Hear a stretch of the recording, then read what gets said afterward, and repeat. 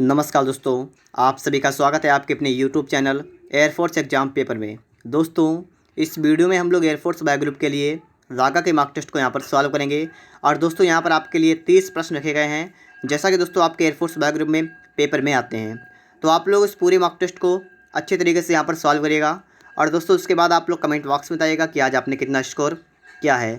दोस्तों आप लोग यहाँ पर वीडियो को देखने से पहले आप लोग पहले इस मार्क टेस्ट को स्वयं हल करें। कहाँ से करेंगे दोस्तों? आप लोग इसी पीडीएफ को डाउनलोड करें और पीडीएफ दोस्तों आपको टेलीग्राम पर मिलेगी।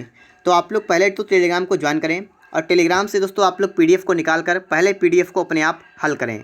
फिर दोस्तों जो सवाल आपसे ना लगे फिर आप लोग उसके लिए इस वीडियो को देखें। तो इस प्रकार से आपको ये भी पता चलेगा कि आपकी तैयारी कैसी है और आपका स्कोर वगैरह जो भी आपको पता लग जाएगा। ठीक है, तो आप लोग अगर चैनल पर पहली बार आए हैं तो चैनल को सब्सक्राइब भी करिएगा और बेल आइकन को भी प्रेस कर लीजिएगा।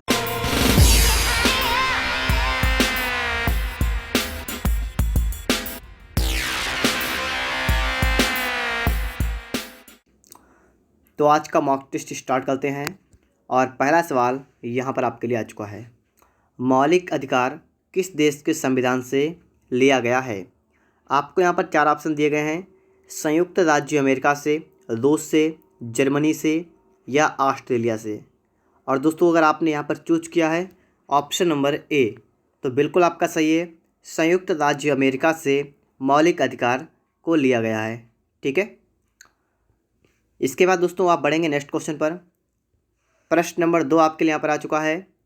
किनकी समाधि स्थल को वीर भूमि के नाम से जाना जाता है? वीर भूमि, महात्मा गांधी, सरदार पटेल, राजेंद्र प्रसाद या राजीव गांधी। और दोस्तों अगर आपने यहाँ पर चूज किया है ऑप्शन नंबर डी तो बिल्कुल करेक्ट है। राजीव गांधी का समाधि स्थल वीर भूमि कहा जाता है। ठीक है, इसके बाद दोस्तों आप देखेंगे प्रश्न नंबर आपके लिए आ चुका है 3 नंबर सवाल आपसे कह रहा है एशिया कप हॉकी की शुरुआत किस वर्ष हुई थी?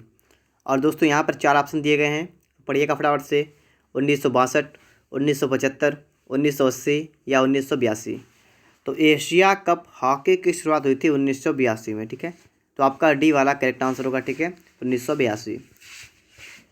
इसके बाद दोस्तों आपके लिए आ चुका है प्रश्न नंबर 4। और दोस्तों आपके एग्जाम में दिवस अवश्य पूछ लिया जाता है। ठीक है, तो आप लोग दिवसों को सभी को याद करिएगा।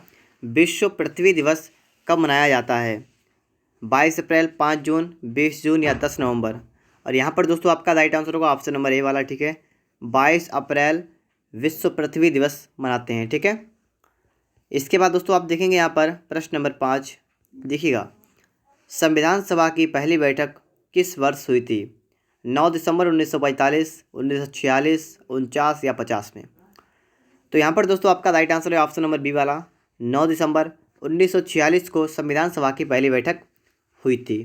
ठीक है, इसके बाद दोस्तों यहाँ पर देखेंगे आप लोग प्रश्न नंबर 6। यहाँ पर दोस्तों कह रहा है कि 10 डिग्री चैनल कहाँ पर है? अंडमान निकोबार, छोटा अंडमान और कार निकोबार या लक्षद्वीप। दोस्तों ये है आपका छोटा अंडमान और कार निकोबार के बीच में है 10 डिग्री चैनल। ठीक है, तो सी करेक्ट होगा यहाँ पर। यहाँ पर दोस्तों आप देखिएगा आपके एग्जाम में एक राजधानी या मुद्रा वगैरह पूछा जाता है, तो उसको भी आप यहाँ पर देखिएगा। फिनलैंड की राजधानी कहाँ है? जेनेवा, ओस्लो, पेरिस या हेलसिंकी। यहाँ पर करेक्ट आंसर आपका है ऑप्शन नंबर सी वाला, हेलसिंकी। ठीक है, यहाँ पर दोस्तों आप देखिएगा लिखा है अस्त होते समय सूर्य का रंग लाल किस कारण दिखाई देता है? तो कौन सा कारण है जिसके कारण जो अस्त होते समय सूर्य का रंग लाल दिखता है? तो यह है आपका कारण प्रकाश का प्रकीर्णन। ठीक है, प्रकाश का प्रकीर्णन। दोस्तों इसके बाद आप यहाँ पर देखेंगे प्रश्न नंबर 9 यहाँ पर आपके लिए आ चुका है। ठीक है, वह अधिकतम संख्या कौन सी होगी जिससे 729 तथा 901 को भाग देने पर क्रमशः 9 तथा 5 शेष बचते हैं? तो बताइएगा यहाँ पर से आप लोग कॉपी कलम को निकालिएगा और सवालों को लगाना स्टार्ट करिएगा। मुझसे पहले आप लोग खुद से सवाल को लगाइएगा, क्योंकि दोस्तों ये आपके लिए मॉक टेस्ट है और ये मॉक टेस्ट पहले तो आप हल करिए अपने आप स्वयं। उसके बाद यहाँ पर आप लोग देखिएगा, मिलान करिएगा कि आपने आज कितना स्कोर किया है। ठीक है, तो देखिए इसको लगाने के 2 तरीके। पहला तरीका आपका यहाँ पर चलेगा वो इस टाइप से होगा कि आपको इसको थ्योरी समेत मतलब पूरा हल करना है। दूसरा तरीका होता है कि ऑप्शन को उठा के देखते हैं, जो हमारा फिट बैठेगा वही करेक्ट होगा। तो आपकी इच्छा है, आप कुछ भी कर सकते हैं, ठीक है, कोई समस्या नहीं है। तो चलिए दोस्तों हम लोग यहाँ पर ऑप्शन से लगा लेते हैं, ठीक है, देखिए लगाइएगा। आप सबसे उठाएंगे 15, लिखा है जिससे 729 में भाग देने पर 9 शेष बचता है। तो हम 15 से 729 भाग करेंगे, 729 भाग करेंगे, ठीक है, और देखें कितना बचेगा। 15 चौका 60, 60 हो गया, कितना बचा 12, उतारे 9, और 15 अट्ठे 120। आपका 9 कितना हो गया, यहाँ पर 9 शेष आपका आ गया है, ठीक है।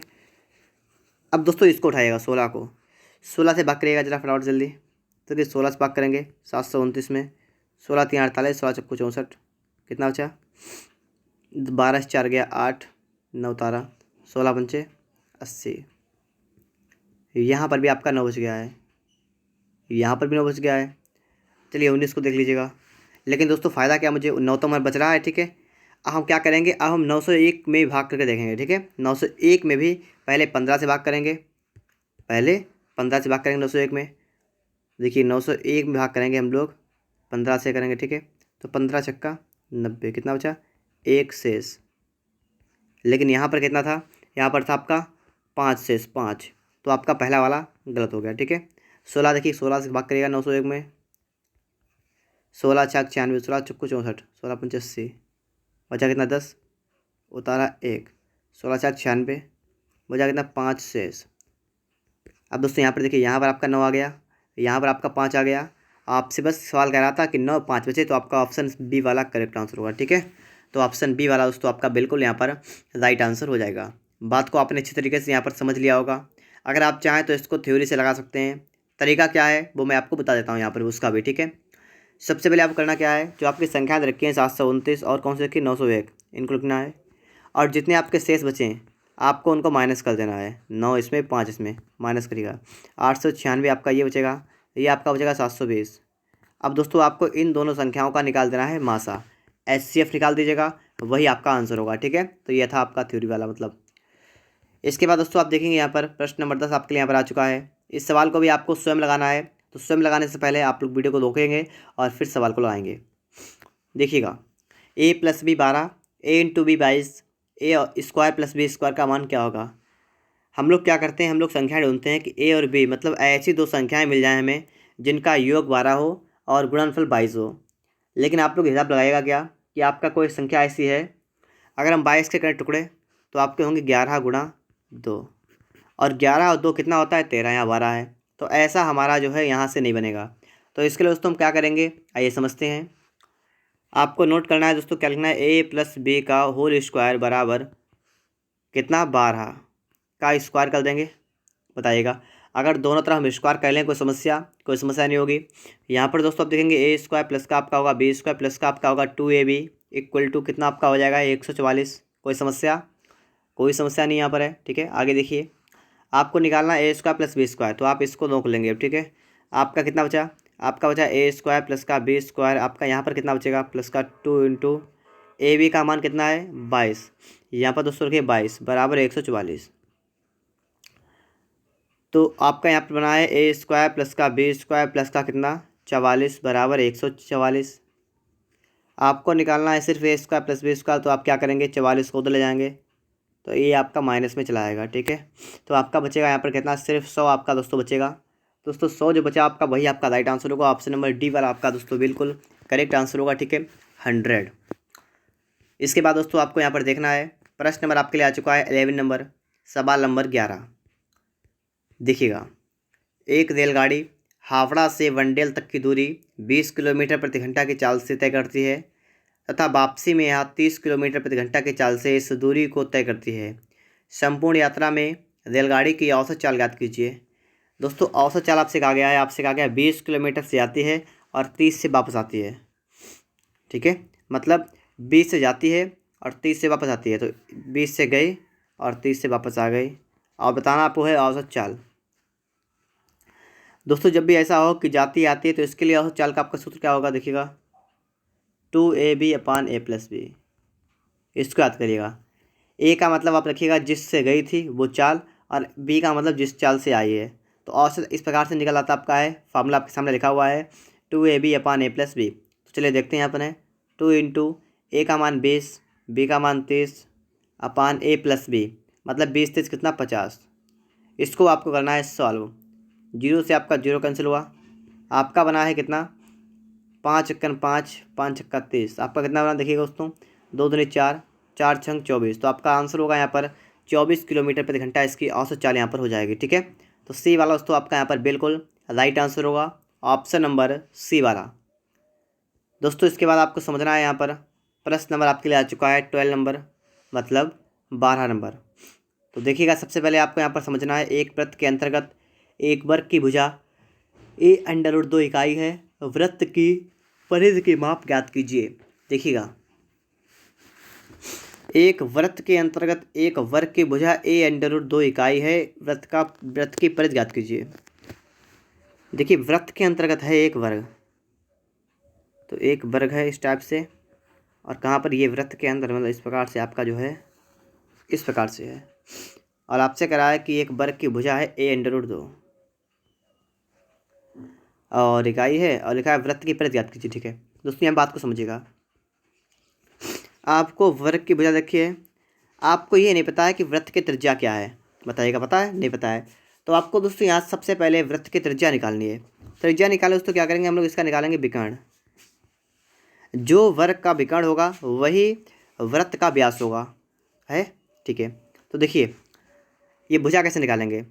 तो आप सभी को अगर पता हो कि वर्ग का विकर्ण का फार्मूला क्या होता है, वर्ग का दोस्तों विकर्ण होता है बराबर 2 बराबर √2 इंटू भुजा, ये होता है वर्ग का विकर्ण। ठीक है, √2 गुणा भुजा, तो आपका यहाँ पर कितना आ जाएगा √2 और गुणा आपकी भुजा कितनी a√2, तो मिक्स करेंगे आपका आएगा 2a। दोस्तों आपका यहाँ से विकर्ण निकल के आ चुका कितना है 2a। अगर आपको ये फार्मूला नहीं आता तो आप इस वाले फार्मूले को याद करिएगा कि वर्ग का विकर्ण होता है √2 गुणे भुजा, आपका विकर्ण आ गया 2a। अब दोस्तों आपका विकर्ण जब 2a पूरा हो गया है, अब मैं अगर आपसे कहूँ कि इसकी त्रिज्या कितनी होगी बताइएगा। इस पूरे की लंबाई आपकी आ गई 2a, अगर आधे की पूछे कितनी आएगी आपकी a हो जाएगी ना, बताइएगा a हो जाएगी। ठीक है, अगर आधे की लंबाई a हो गई, इसका मतलब दोस्तों आपका ये हुआ कि आपकी जो त्रिज्या है वृत्त की वो निकल के आ गई, त्रिज्या आपकी आ गई a आ गई ना।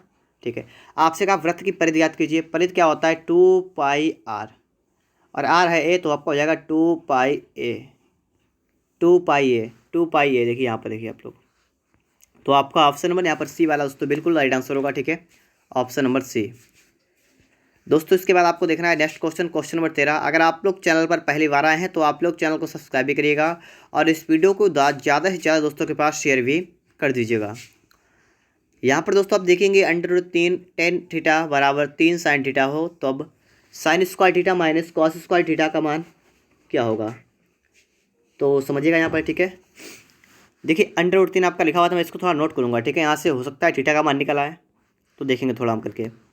√3 गुणा tan थीटा क्या होता है sin theta upon cos theta equal to 3 sin theta. इनको मतलब इस संख्या को इतना कर सकते हैं ना, sin थीटा से आपका sin थीटा कैंसिल हुआ, आपका √3 से आपका ये वाला आपका यहाँ पर आ जाएगा √3। अब दोस्तों क्या करेंगे आप लोग, आपका यहाँ पर बचा है 1/cos थीटा बराबर आपका आ गया √3। आपको निकालना है cos थीटा का मान, तो cos थीटा जो आपका आएगा वो इसका उल्टा करिएगा। ठीक है, तो 1/√3 आपका यहाँ पर हो जाएगा, हो गया इतना। अब दोस्तों यहाँ पर देखिए आप लोग sin square theta minus cos का थीटा क्या होता है। अब दोस्तों यहाँ पर आपको सिर्फ cos थीटा का मान पता है, और आपको यहाँ पर दे रखा है sin थीटा। sin थीटा का मान मुझे नहीं पता है, दोस्तों यहाँ पर हम लोग लाएंगे एक फार्मूला। मतलब आप सभी को ये पता होगा कि sin स्क्वायर थीटा बराबर क्या होता है 1 - cos स्क्वायर थीटा। तो इतना हमने देखा sin स्क्वायर थीटा की जगह पर, और माइनस का आपका एक था cos स्क्वायर थीटा, ये आपका हो गया 1 - 2 cos स्क्वायर थीटा। अब दोस्तों यहाँ पर आपका हुआ 1 - 2 इंटू, अब cos स्क्वायर थीटा का मतलब इसका स्क्वायर करके लिखिए वहाँ पर, तो 1/3 आपका यहाँ पर आ जाएगा। स्क्वायर करने के बाद आपका बना -2/3, और देखिए 3 × 3 से 2 गया 1/3 आपका बिल्कुल राइट आंसर होगा। ऑप्शन सी वाला दोस्तों आपका यहाँ पर बिल्कुल करेक्ट आंसर होगा, ऑप्शन नंबर सी। इसके बाद दोस्तों आपको यहाँ पर देखना है प्रश्न नंबर आपके लिए आ चुका है 14 नंबर। सवाल नंबर 14 को यहाँ पर दोस्तों अच्छी तरीके से ध्यान से पढ़िएगा। कह रहा है एक वस्तु का अंकित मूल्य उसके लागत मूल्य से 10% अधिक है।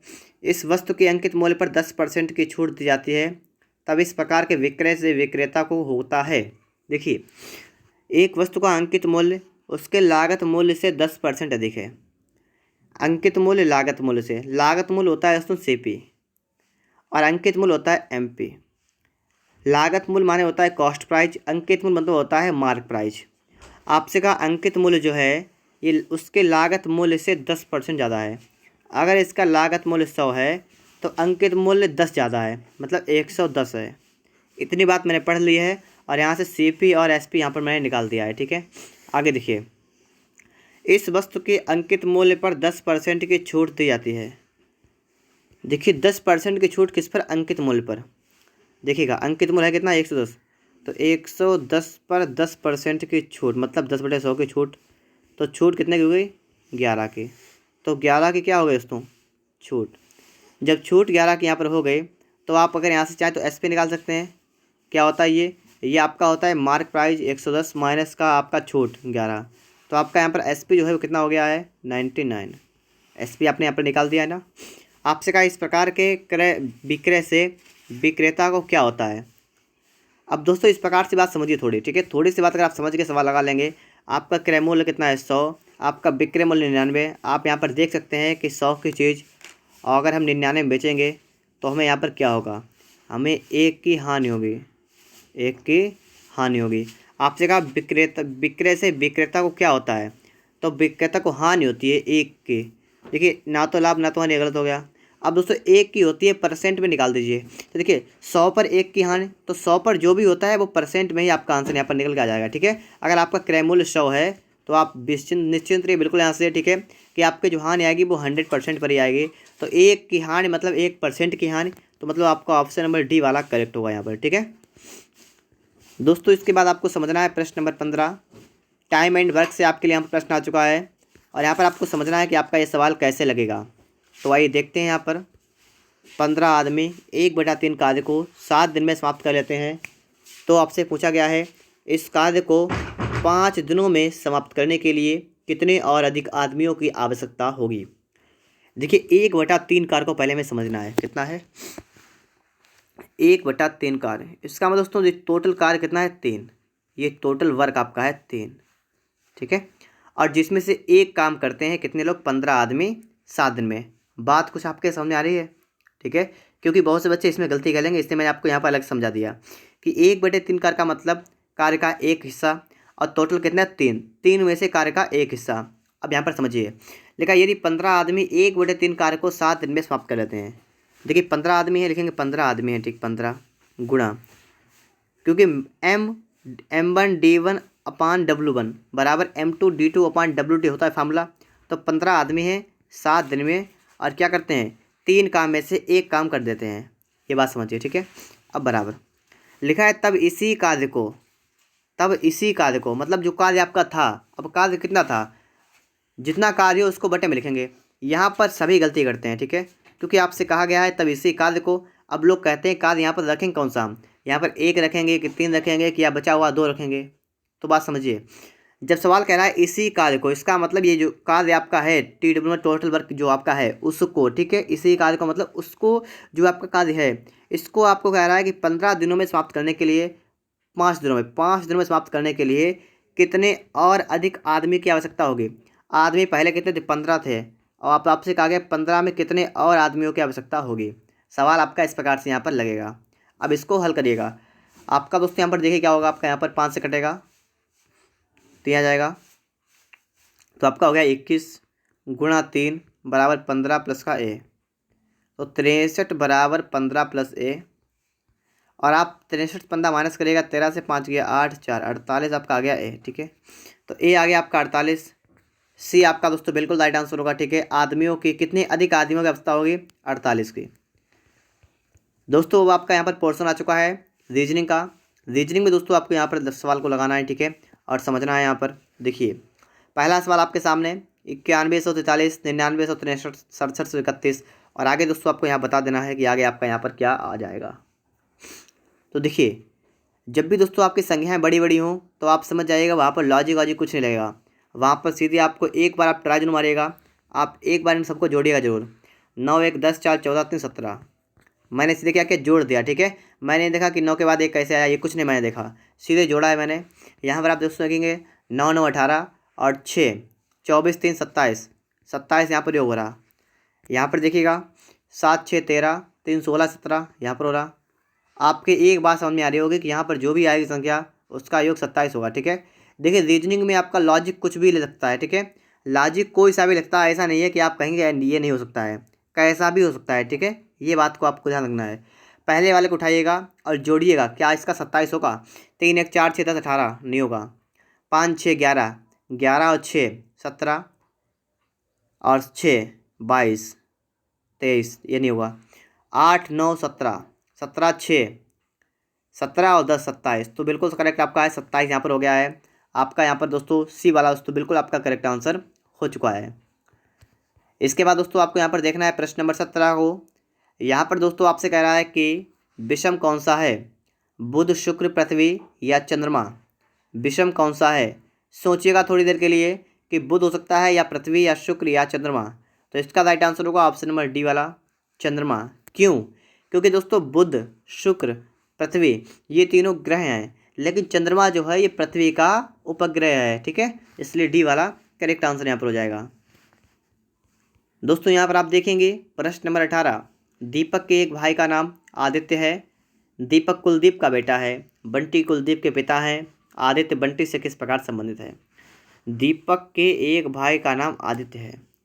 दीपक को अगर हम डी लिखें, आदित्य को अगर हम ए लिखें, तो आपसे कह रहा है कि दीपक के एक भाई का नाम आदित्य, मतलब दीपक का एक भाई है आदित्य। ठीक है, आगे देखिए, दीपक कुलदीप का बेटा है। दीपक कुलदीप का बेटा मतलब दीपक के पिता का नाम क्या है? कुलदीप। ये दीपक के कौन है? ये है पिता। आगे कह रहा है कि बंटी कुलदीप के पिता हैं, और कुलदीप के पिता कौन है? बंटी हैं। ये कुलदीप के भी पिता हैं। आपसे कहा आदित्य बंटी से किस प्रकार संबंधित है? जो ये आदित्य है ये बंटी का कौन है? अब देखिए कि आपके पिता और पिताजी के पिता आपके कौन होंगे? दादा या बाबा, और उनके आप कौन होंगे? तो पोता। तो ऑप्शन आपका यहाँ पर सी वाला दोस्तों बिल्कुल राइट आंसर होगा। ठीक है, पोता। दोस्तों इसके बाद आपको देखना यहाँ पर है 19 नंबर को। यहाँ पर दोस्तों आप देखिएगा, ठीक है, सौम्या मेरे घर से 10 किलोमीटर पश्चिम की ओर गई, तब बाएं मुड़कर 20 किलोमीटर चली, फिर वह पूर्व में मुड़ी 25 किलोमीटर चली, अंत में बाएं मुड़कर 20 किलोमीटर गई। वह मेरे घर से कितनी दूरी पर थी? देखिए, सौम्या मेरे घर से 10 किलोमीटर पश्चिम की ओर गई, 10 पश्चिम की ओर गई मतलब यहाँ से गई और 10 चली गई और पश्चिम की ओर भी चली गई। दोस्तों इस प्रकार से होता है, पश्चिम आपका इस साइड में होगा। ठीक है, फिर कह रहा है तब बाएँ मुड़कर 20 किलोमीटर चली। अब दोस्तों यहाँ से बाएँ मुड़ेगी, बाएँ ऊपर जाएगी या नीचे आएगी? तो बाएँ जाएगी नीचे की तरफ। और कितना चले? 20 किलोमीटर चली। ठीक है, चलिए आगे बढ़िए। फिर वह पूर्व में मुड़ी 25 चली। अब पूर्व में मुड़ी 25 चली मतलब इस प्रकार से चली। ठीक है, और कितना चली? 25 चली। दोस्तों यहाँ पर थोड़ी बात को आप समझिएगा, जब पूरी 25 चली तो इसका मतलब 10 तो ये चली होगी और 15 आगे और चली होगी। ठीक है, आगे देखिए, अंत में वह बाएँ मुड़कर 20 चली। अब बाएँ इधर किधर होगा? नीचे के लिए ऊपर की तरफ, तो इसका होगा ऊपर की तरफ। ठीक है, और 20 ऊपर चली गई। ठीक है, आपसे कहा मेरे घर से कितनी दूरी पर है? तो मेरे घर से इतनी दूरी पर है। दूरी कितनी है? अगर ये 10 है तो आपकी ये 15 हो गई, तो 15 आपका यहाँ पर दोस्तों बिल्कुल करेक्ट आंसर है। ठीक है, ऑप्शन आपका यहाँ पर दोस्तों आपका बी वाला दोस्तों राइट आंसर होगा। ठीक है, वह मेरे घर से कितनी दूरी पर है? 15 किलोमीटर की दूरी पर है। ठीक है, इसके बाद दोस्तों आपको यहाँ पर देखना है प्रश्न नंबर, आपको देखना है 20 नंबर। सवाल नंबर 20 आपसे यहाँ पर क्या कह रहा है, आइए दोस्तों यहाँ पर हम लोग समझ लेते हैं। तो देखिए 20 नंबर दोस्तों आपका यहाँ पर है, कह रहा है कि किसी सांकेतिक भाषा में गुडा बुका का अर्थ होता है क्लियर वाटर, पिन गोल का अर्थ है ओवरकास्ट स्काई, पिन साफ बुका का अर्थ है क्लियर ब्लू स्काई। तो आपको बताना है ब्लू का सांकेतिक भाषा में क्या अर्थ है। दोस्तों ऐसा सवाल आपके एग्जाम में आ भी चुका है और आ भी सकता है, तो आपको इन सवालों को बिल्कुल नहीं छोड़ना है कि इसका अर्थ आपको सामने लिखा हुआ है और इसका अर्थ भी आपका सामने लिखा हुआ है और इसका अर्थ भी आपका लिखा हुआ है। इन तीनों में आपको देखना है कि क्या क्या आपको मिल रहा है एक जैसा। जैसे दोस्तों आप यहाँ पर देखेंगे तो आपको दोस्तों यहाँ पर दिखा है पिन, यहाँ पर दिखा है पिन, तो इन दोनों के लिए जो आपका यहाँ पर लिखा हुआ है इसमें कॉमन क्या है? तो यहाँ पर दोस्तों कि स्काई, यहाँ पर स्काई, तो आपका जो पिन है इसके लिए आपका आ गया स्काई। ठीक है, अब देखिए दूसरा देखिएगा। अब दोस्तों इन दोनों में कॉमन क्या आपको मिल रहा है, तो यहाँ पर आप देखेंगे, यहाँ पर और यहाँ पर भी देखेंगे तो आपको दिख रहा है बुका यहाँ पर लिखा है, यहाँ पर भी लिखा हुआ है। और इन दोनों में आपको दोस्तों मिल रहा है क्लियर, यहाँ पर भी क्लियर, यहाँ पर भी। अब दोस्तों आपसे क्या कहा गया, आपसे दोस्तों कहा गया यहाँ पर है कि ब्लू का सांकेतिक कोड क्या है। तो ब्लू आपका यहाँ पर आपको दिख रहा है, और ये ब्लू जो है इसका यहाँ पर आपको दिख रहा है साफ SAF। तो ब्लू का होगा आपका SAF, ठीक है। तो आपका सी वाला करेक्ट आंसर होगा, ठीक है, ब्लू के लिए SAF, ठीक है। ये देखिए यहाँ पर। इसके बाद दोस्तों आपको यहाँ पर देखना है प्रश्न नंबर 21, शब्दकोश के अनुसार प्रथम शब्द बताइए। मतलब पहले नंबर 1 वाला शब्द कौन सा है। तो देखिए आपका है टेम्पल। टेम्पल दोस्तों TEM, ठीक है। TE यहाँ पर भी है, TE यहाँ पर भी है, TE यहाँ पर भी है। अब दोस्तों बात करेंगे पहले क्या आएगा, M आएगा या N आएगा या R आएगा। तो पहले आएगा M, तो या तो इनमें से ये वाला होगा या तो ये वाला होगा। आगे P यहाँ पर भी है, यहाँ पर भी है। आगे E यहाँ पर है, यहाँ पर है L। E वाला नंबर 1 पर आएगा, L वाला नंबर 2 पर आएगा। तो नंबर 1 पर आएगा नंबर 4, मतलब नंबर 1 पर आपका आएगा टेम्परेचर, ठीक है। तो नंबर 1 पर क्या आएगा आपका टेम्परेचर आएगा। आपसे पूछा गया था प्रथम शब्द क्या है, तो प्रथम शब्द आपका होगा टेम्परेचर। दोस्तों आगे आप देखेंगे प्रश्न नंबर आपके लिए आया है 22 नंबर। यहाँ पर दोस्तों आपको क्या बताना है, क्वेश्चन मार्क के स्थान पर क्या आएगा। तो यहाँ पर दोस्तों आप लोग वीडियो को रोकिएगा और पहले खुद से यहाँ पर लॉजिक को समझ लीजिएगा, कौन सा लॉजिक यहाँ पर लगाया गया है जिससे कि इसका आपका आंसर निकल के आया है, तो आपको बेहतर रहेगा यहाँ पर, ठीक है। देखिए जैसे पहली वाली संख्या आपकी लिखी हुई है, आप यहाँ पर क्या करेंगे, आपको जो साइड में आपको दिख रहा है आप सभी की गुणा करेंगे पहले। 1 गुणा 2 गुणा 5 गुणा 3, कितना आपका आया 1 2 2 1 2 5 10 30, आपका कितना आ गया 30 आ गया। और फिर दोस्तों एक बार आप इन सबको जोड़िएगा, एक बार इन सबको जोड़िएगा। तो जोड़िएगा 2 1 3 3 6 5 11, इसमें 11 और अब जोड़ लीजिएगा, ठीक है। तो आपका हो गया 41। जी हाँ हमारा बिल्कुल करेक्ट है, 41 हमारा आ चुका है, ठीक है। आगे देखिए दूसरा देखिएगा, आपको एक बार तो गुणा करनी है किसके, 4 6 2 5, ठीक 4 की। तो 3 6 2 4 गुणा कितना आपका है देखिएगा। तो 23 6 18, 18 और 8 144। और एक बार इनको जोड़िएगा तो 6 3 9 2 11 4 15, तो आपका हुआ 9 5 1। ये भी दोस्तों आपका बिल्कुल करेक्ट है। आपको यहाँ पर देखना है, आपका है 7 गुणा 3 गुणा 2 गुणा 5, कितना हुआ 7 के यहाँ 21, 21 दूनी 42, 42 पंचे मतलब 5 दूनी 10 और 21 मतलब 210। और यहाँ पर दोस्तों आपको इनको जोड़ देना है, 7 3 10 5 15 17, तो आपका दोस्तों कितना हुआ 227। तो आपका बी वाला करेक्ट आंसर होगा, ठीक है। 227 आपका बिल्कुल राइट आंसर यहाँ पर हो जाएगा।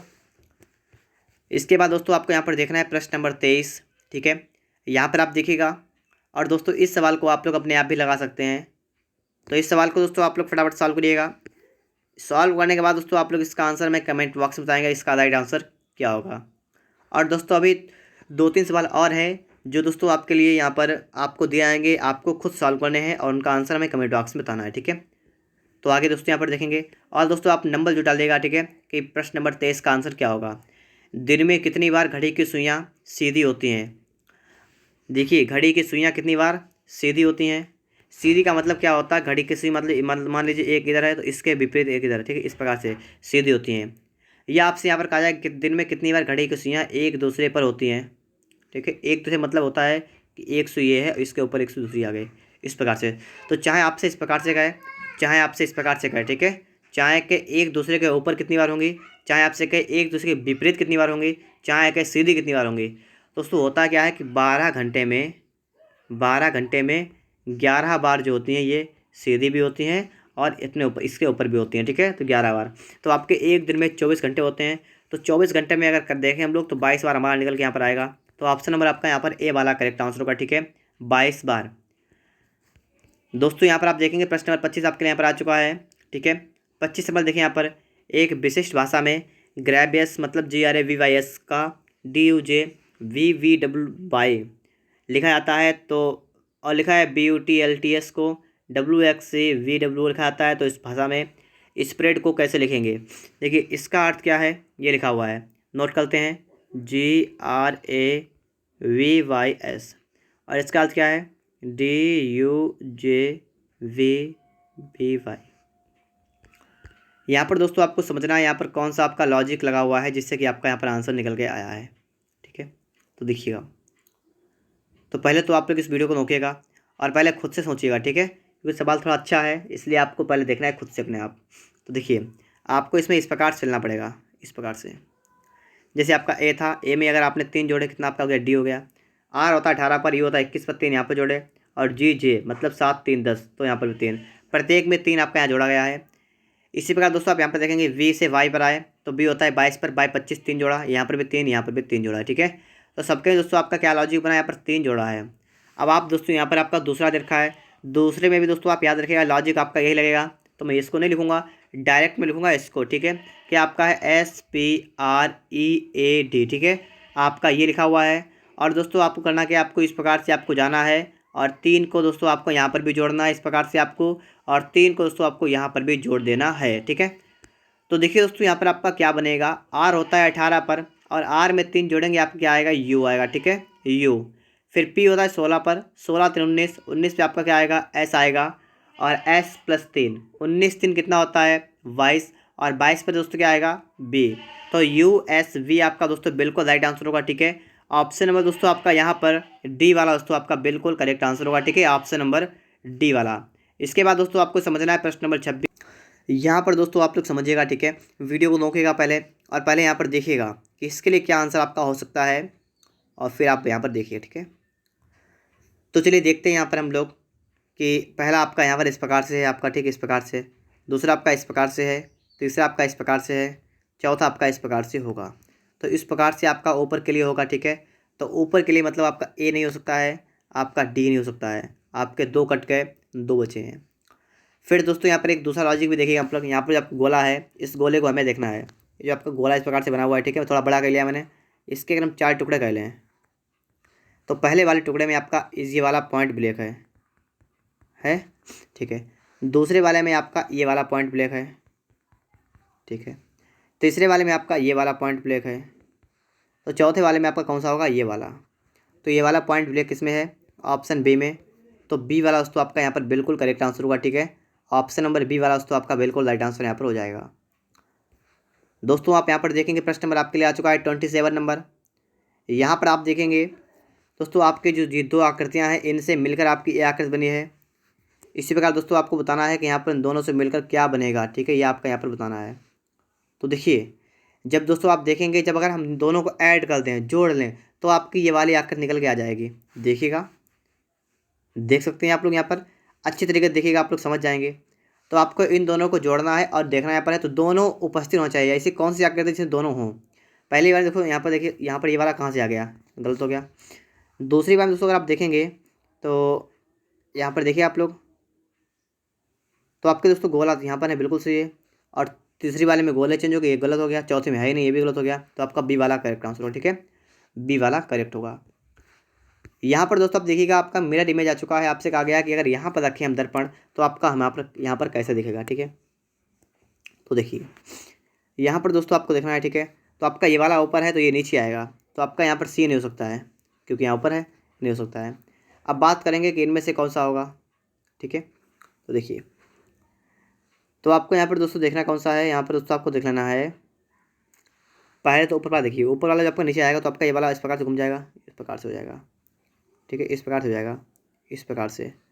कहाँ कहाँ पर है, तो यहाँ पर भी नहीं है, ठीक है, तो ये भी नहीं होगा। अब आपका इन 2 में से कौन सा करेक्ट होगा ये भी देखते हैं हम लोग यहाँ पर। तो इनके ऊपर यहाँ पर ये अलग है, यहाँ पर अलग है, तो इनमें से कौन सा होगा। तो इस साइड में आपका बड़ा वाला है, तो जिस साइड में बड़ा वाला होगा उस साइड में बड़ा वाला, ठीक, इस प्रकार से बड़ा वाला यहाँ पर होगा, तो बड़ा वाला इस साइड में, तो बड़ा वाला इस साइड मतलब आपका यहाँ पर है, तो आपका डी वाला करेक्ट आंसर होगा, ठीक है, डी वाला आपका दोस्तों बिल्कुल राइट आंसर यहाँ पर हो जाएगा। यहाँ पर दोस्तों आप देखिएगा प्रश्न नंबर आपके लिए आ चुका है 29 नंबर। 29 नंबर सवाल आपसे क्या कह रहा है, चलिए समझते हैं। यहाँ पर दोस्तों आपको क्या करना है, इससे पहले गोले को पूर्ण करना है, ठीक है, पूरा करना है गोले को, ठीक है, इस गोले को पूरा करना है। गोला पूरा होने के बाद दोस्तों आप करना कि आपको यहाँ पर इस प्रकार से करना है, ठीक है, इस प्रकार से। तो इस प्रकार से आपको कहाँ कहाँ पर दे रखा है, तो इस प्रकार दोस्तों आपको सिर्फ दे रखा है, ऑप्शन नंबर आपको सी में दिख रहा होगा, ठीक है, सी में आपको दिख रहा है, तो सी वाला आपका यहाँ पर राइट आंसर होगा, ठीक है, ऑप्शन नंबर सी वाला आपका यहाँ पर बिल्कुल राइट आंसर हो जाएगा। और दोस्तों इसके बाद आपको यहाँ पर देखना है प्रश्न नंबर आपके आ चुका है 30 नंबर, और इसका आंसर आप लोग हमें कमेंट बॉक्स में बताएंगे, ठीक है, इसका आंसर आपका क्या होगा। दोस्तों अगर आपने अभी तक वीडियो को लाइक ना किया हो तो आप लोग वीडियो को एक लाइक, चैनल को सब्सक्राइब भी करिएगा, और साथ ही साथ दोस्तों आप लोग इस वीडियो को अपने दोस्तों के पास शेयर भी कर दीजिएगा।